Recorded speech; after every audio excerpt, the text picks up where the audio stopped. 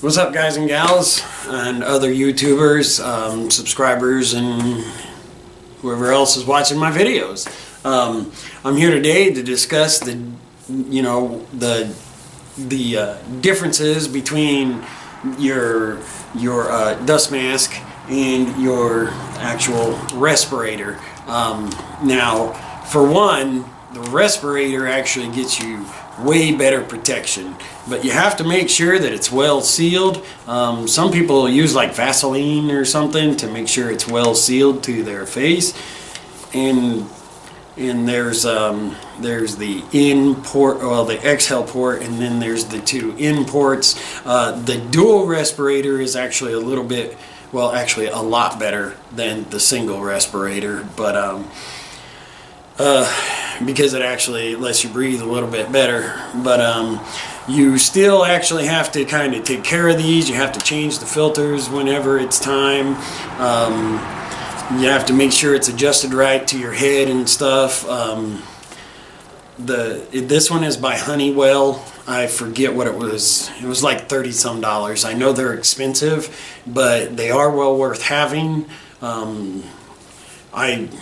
I used to have a 3M one and it actually was like $50 or something. It was a really nice one with the replaceable filters and all that stuff. But any of your basic round filters will fit in here. Just pop them out, replace the filter. You can get filters, cartridges and stuff, so you can replace the filters on these.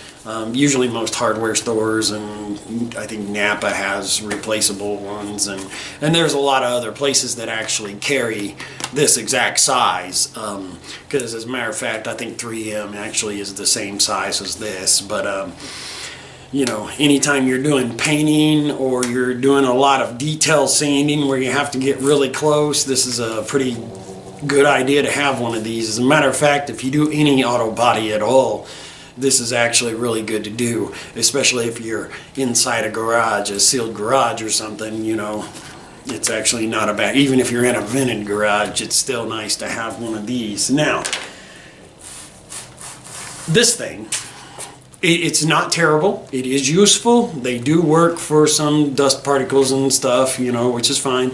This is more if you're doing like a mini home project or something, or if you're doing sanding outside where there's actually plenty of space and stuff like that, plenty of air moving around and stuff, and it's not like just coming straight back at you like if you was in an enclosed environment.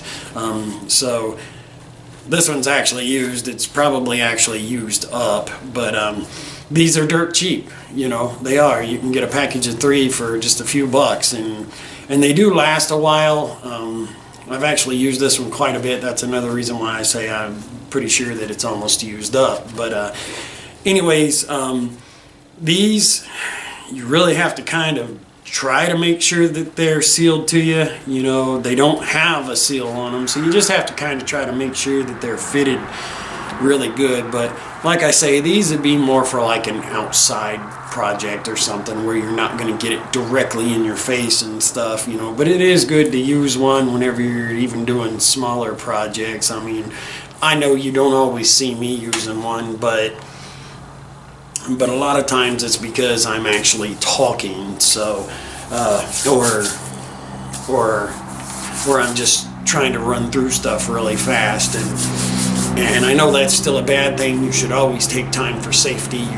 You should, and I know that I ignore it sometimes, and I just rush right through stuff, and I don't think about the safety aspects of it as far as like that goes. But anyways, dust mask versus respirator, hands down, a respirator is a much, much, much better way to go.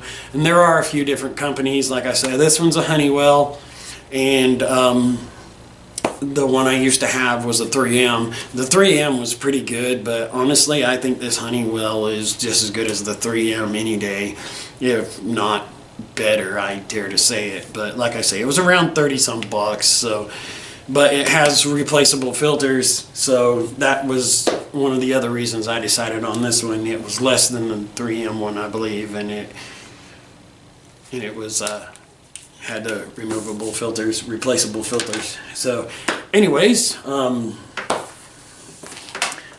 go ahead and I'll just demonstrate putting that on right quick. I already have this one adjusted to me. I don't have no Vaseline. I don't usually use Vaseline because it usually sells pretty well for me. So anyways, just pop that on to where